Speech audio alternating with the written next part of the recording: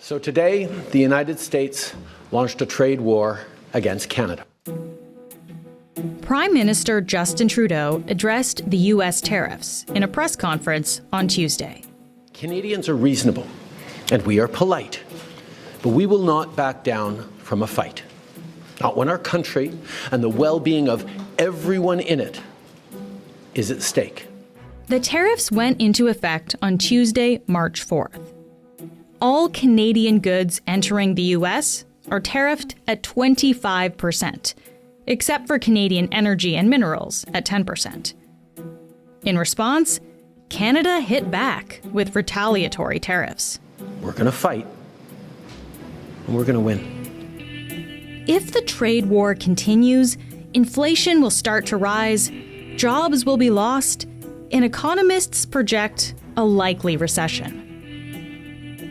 To help us understand how Canada is responding, we're talking to Campbell Clark. He's the Globe's chief political writer. He'll break down the first day of the trade war and what Trudeau's response tells us about this moment. I'm Menaka Raman-Wilms, and this is The Decibel from the Globe and Mail.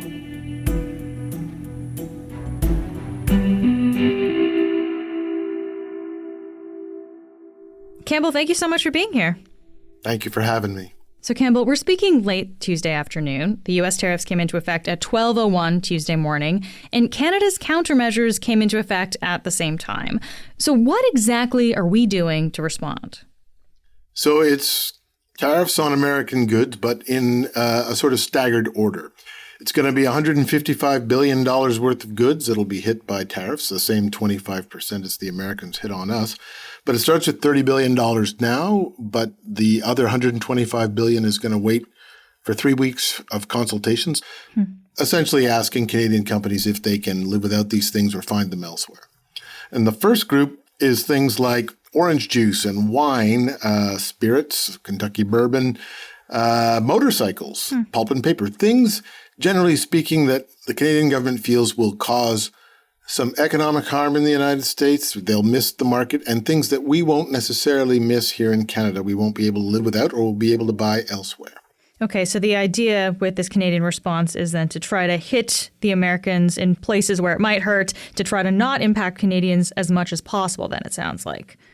Exactly. If you put them on things that Canadians use a lot and can't get elsewhere, then there'll be inflation in Canada because they'll have to pay for those tariffs. Of course, we know Canada is going to feel the effect of these tariffs anyways. What kind of impact have they already had across the country? Well, I mean, there have been some reports of companies either starting to lay people off or considering layoffs.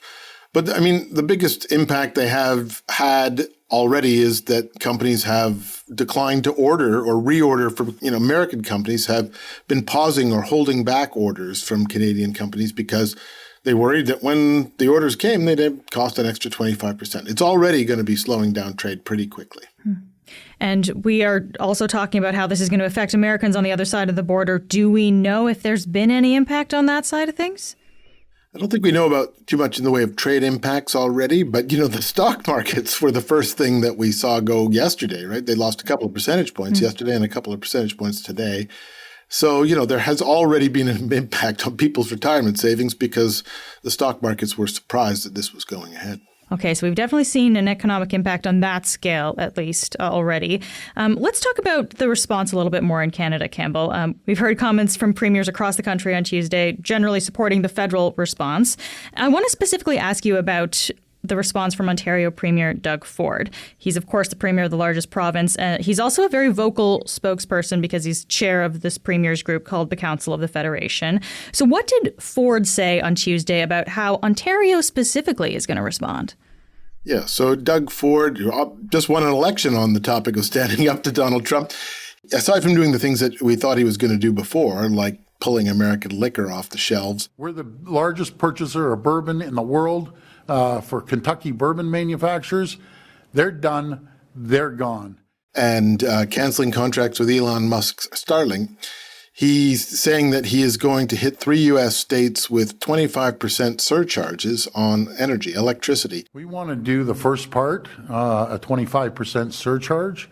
We have contacted the governors, senators, congresspeople. The letters are going out this afternoon to tell them that's exactly what we're going to do. And if they go further into April, then we'll cut off their electricity. Now, it's not all that clear when that's going to go into effect. He seems to be still sort of trying to work out the details, but that's a pretty potent threat. And he sent that apparently in a letter to 3 governors of U.S. states. Yeah, that does seem like a pretty significant move if this does go into effect. Do we know if other premiers across the country are also contemplating similar moves? We don't really know about similar moves yet. François Legault in Quebec sort of said, those bigger measures might come down the line. He announced, for example, that American companies would be charged a 25% penalty if they sold anything to the Quebec government, which is a much milder response, but it's still, it's a procurement measure that will, essentially act like a bar to American goods. But the big question of whether he would pull the plug on Quebec's hydropower to the U.S. Northeast, he didn't clearly say. Okay. And while we're on the topic of energy, of course, I'll just bring in Alberta and Premier Danielle Smith because there's been lots of talk about oil and gas exports and how that's going to play into all of this as well. Have we heard from her on Tuesday? We have heard from her. She has complained about the American tariffs and said that they are unjustified, but we haven't heard any threats to cut off Alberta oil to the United States. Justin Trudeau, by the way, said that when asked that question, said that, the most important thing will be unity and keeping the country together. And there would not be any measures that would harm one region of the country more than any other. That's what he has said for some time now, but he is still saying that today. And we should specify, of course, oil and gas is subject to a 10% tariff. Everything else from Canada is 25%. So it's being hit a little less hard, but it is still being hit. Yeah, and you can see why that is being hit a little less hard because, the U.S. president knows that if it put a 25% tariff on Alberta oil, that can affect U.S. energy prices, gas prices at the pump in the United States, and that's a very visible sign of inflation to American consumers. Okay, so we've talked a bit about the response from premiers across the country, Campbell. Let's now talk about the big press conference of the day, which was Prime Minister Justin Trudeau's press conference Tuesday morning.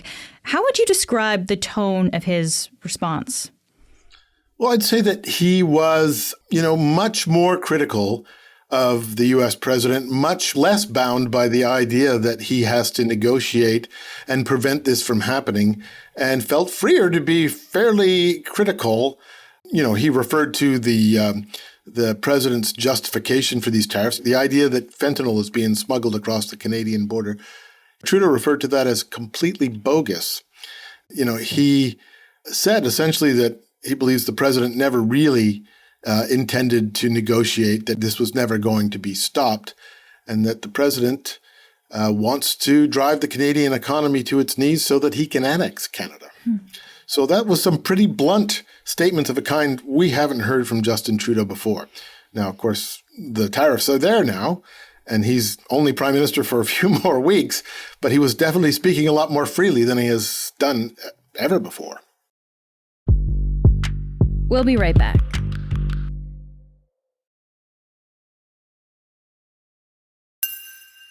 So, Campbell, let's talk specifically now about some things that Prime Minister Justin Trudeau said in his statement on Tuesday morning. He started off by addressing Americans directly. So let's listen to a segment of this.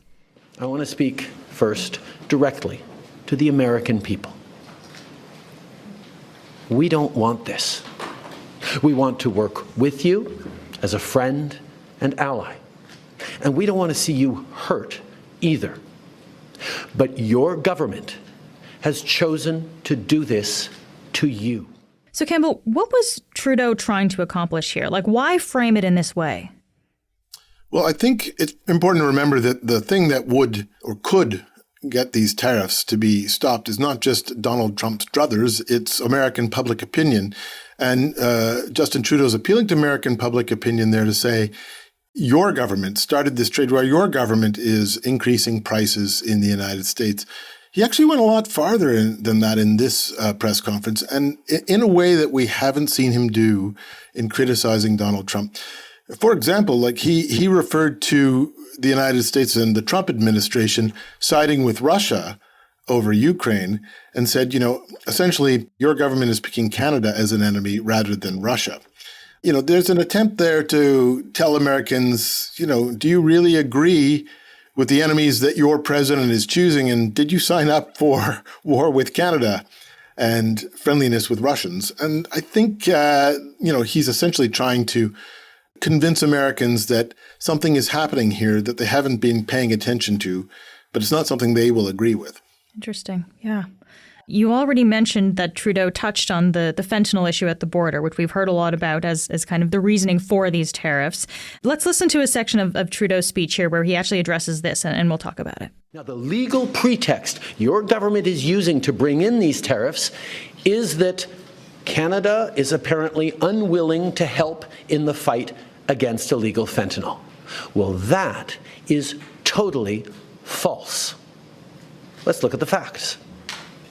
Our border is already safe and secure. Far less than 1% of fentanyl flows and less than 1% of illegal crossings into the United States comes from Canada. So he's calling this pretext, quote, totally false. There's that blunt language that you were mentioning before, right, Campbell? Have we heard Trudeau directly address this question before, like the legitimacy or even the legality of Trump's tariffs? So we have heard him address them, but not quite in as stark a manner. So, all along since Donald Trump raised the issue of fentanyl smuggling as a potential reason for tariffs, the Canadian government has decided, well, we have to engage on this. We have to, promise border measures. We have to name a fentanyl czar, to show that we are not lax on fentanyl at the border. But as you know, and as I think a lot of Canadians know by now, less than 1% of the fentanyl that gets seized at U.S. borders comes from Canada. Mexico is clearly the source of the overwhelming majority of fentanyl products as precursors and fentanyl pills that go into the United States. So what he's doing there is he's trying to tell Americans who don't necessarily know that your fentanyl is not coming from Canada, A. And by the way, there was a poll at the end of January that showed something like 32% of Americans think that it's true or it's probably true that a lot of fentanyl that comes into the United States comes from Canada. So there are a significant number of Americans who think, well, that's probably true when Donald Trump says fentanyl is pouring into the United States from Canada. So Justin Trudeau is trying to counteract that as an argument. But the other part is a legal pretext. So Donald Trump only has the legal power to impose these tariffs because he's declaring an emergency. And the emergency is fentanyl and migrants coming in across the border. And if that pretext doesn't exist, he does not have the power to impose the tariffs. So he's trying to tell Americans, your president is making something up that's not true in order to start a trade war with Canada. And that doesn't make sense. This is coming back to this idea then of addressing Americans directly to maybe get the American people to potentially put pressure on their government, it sounds like. Well, look, it's obviously not been a major news issue in the United States for the last 3 months that Donald Trump has been threatening tariffs on Canada. But then again, there's been a lot of other things going on in the early days of the Trump administration, and it's not been all that real, right? Now they're real. The stock markets have been shaken by it. The companies will have to change their orders. There may be U.S. companies hit by countertariffs. And, if Ontario Premier Doug Ford is correct, the U.S. auto assembly plants will be idled in a week or so. So now it's going to have real impacts that people are going to start to notice. And I presume that's why the Prime Minister is trying to get across this point today to the American people when they're starting to listen. This is really a war for American public opinion. That's the thing that will change the president's behavior, if anything. Okay, so in addition to talking about the fentanyl issue, Trudeau also mentioned what this tariff action could actually be about if it's not about fentanyl. So he kind of alluded to this in his speech. Well, let's hear that. So we actually have to fold back on the one thing he has said repeatedly, that what he wants is to see a total collapse of the Canadian economy, because that'll make it easier to annex us, is the second half of his thought. Now, first of all, that's never going to happen. We will never be the 51st state. So we have Trudeau really addressing these comments of the 51st state very directly here, Campbell. Why does he want to talk about this and bring this to people's attention? Well, there's a couple of reasons for that, politically and sort of logically. One is, there really isn't sort of a clear reason for Donald Trump's tariffs now other than he wants to impose tariffs. I mean, he did sign a trade agreement with Canada in 2018, which he's now reneging on. But more than that, he's both telling the Canadian audience that, this is somebody who is threatening our very sovereignty, which sort of appeals to his the larger point he made to the Canadian audience, which was unity, right? We have to stand together. This is going to be tough, and we're going to have to weather this, but we're going to need unity. It's also, again, another sort of remark aimed back at that American audience to a certain extent, that this is Donald Trump attacking Canada, attacking your close ally and friend. And in Trudeau's statement on Tuesday morning, he also singled out U.S. President Donald Trump. So let's talk about this, Campbell, because this was an interesting section. He talked to the American people. He talked to the Canadian people. He also spoke directly to the U.S. president. So let's hear a clip of that. Now I want to speak directly to one specific American, Donald. In the over 8 years you and I have worked together, we've done big things. We signed a historic deal that has created record jobs and growth in both of our countries. We've done big things together on the world stage, as Canada and the U.S. have done together for decades, for generations. And now we should be working together to ensure even greater prosperity for North Americans in a very uncertain and challenging world. Now, it's not in my habit to agree with the Wall Street Journal, but Donald, they point out that even though you're a very smart guy, this is a very dumb thing to do. So, Campbell, can we talk about the rhetoric that he's using here? Because I find this fascinating. Trudeau's calling him Donald, right? He's using very specific, clear language, small words like we've done big things. This is a dumb thing to do. What do you make of that? Well, look, the first part of it is sort of classic Donald Trump strategy, which is appealing. The way to his heart is through his great big ego. And to say we've done great big things together is, a personal approach. We can do more so that it does not immediately come across as an insult. The second part is the insult. And he's using the Wall Street Journal there because of what the Wall Street Journal represents, which is a conservative, Republican, American voice that has spoken out pretty extensively against Donald Trump's tariff plans.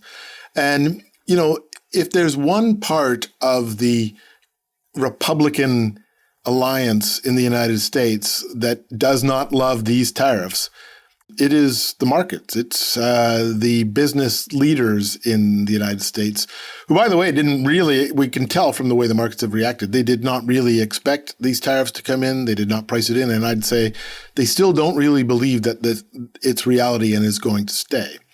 So that's what Justin Trudeau is aiming at in terms of making that statement to the United States. That is the clip that is going to make it onto American television. I'm not in the habit of quoting the Wall Street Journal, but you're a really smart guy, but this is a dumb thing to do.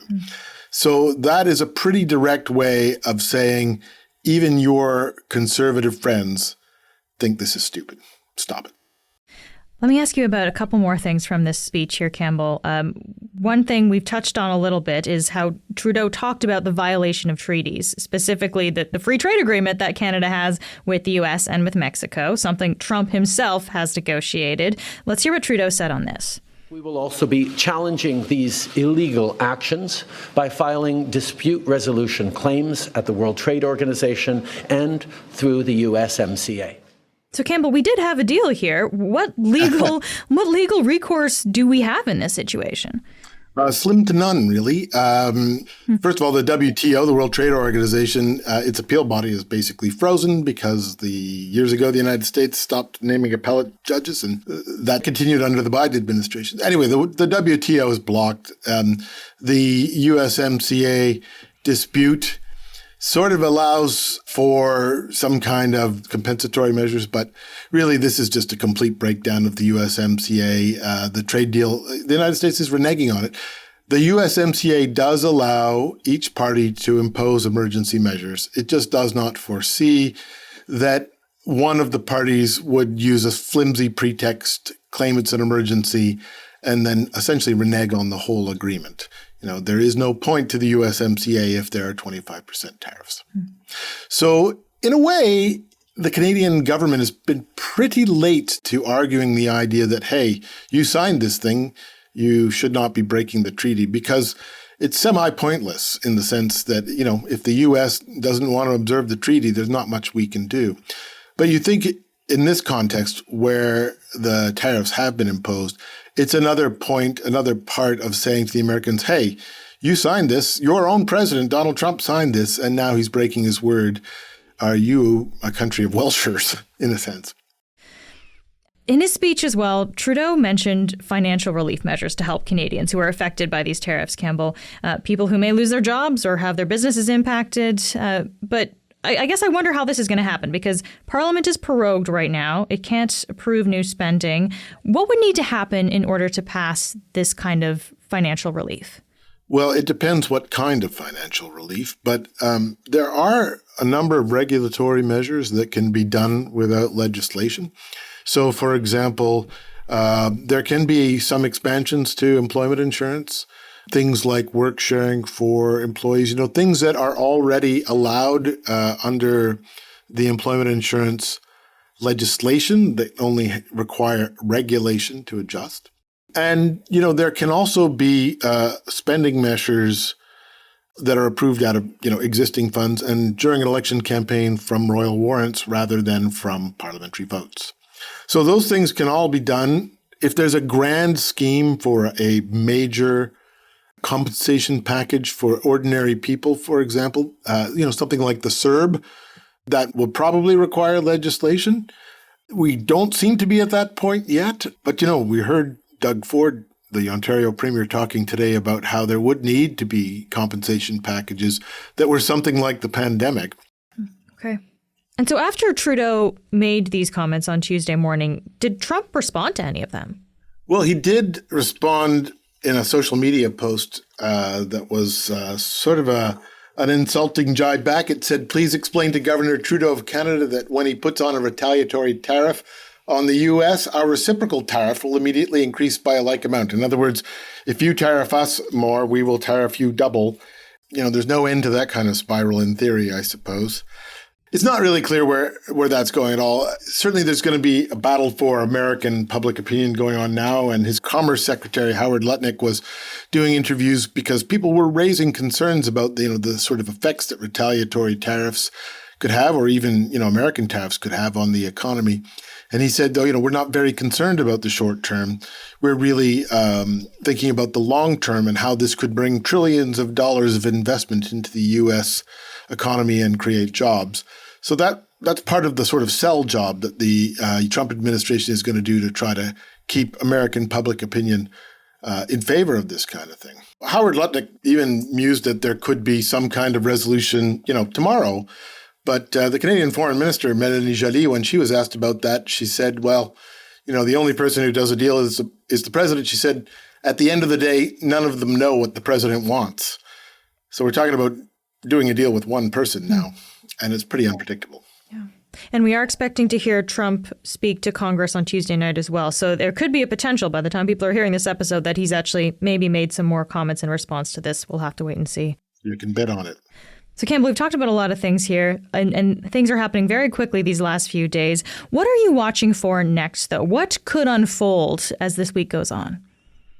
Well, there's two things I think that we should be looking at. One is how U.S. opinion unfolds, because it's, as we've been mentioning, it really still is a surprise to many Americans that this is happening, including in the political system, right?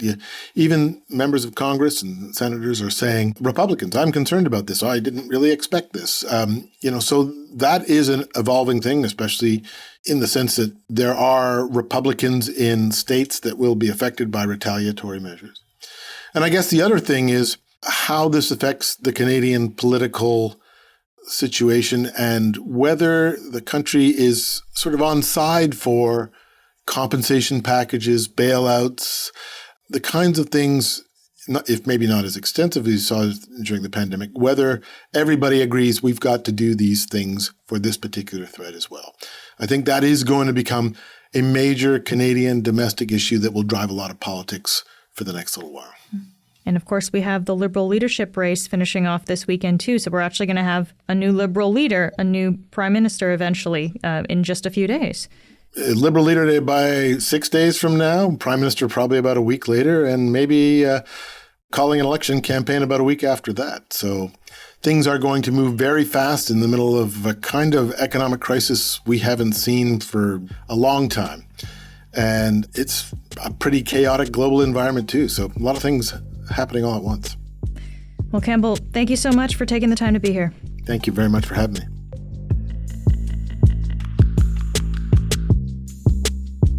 That's it for today. I'm Menaka Raman-Wilms.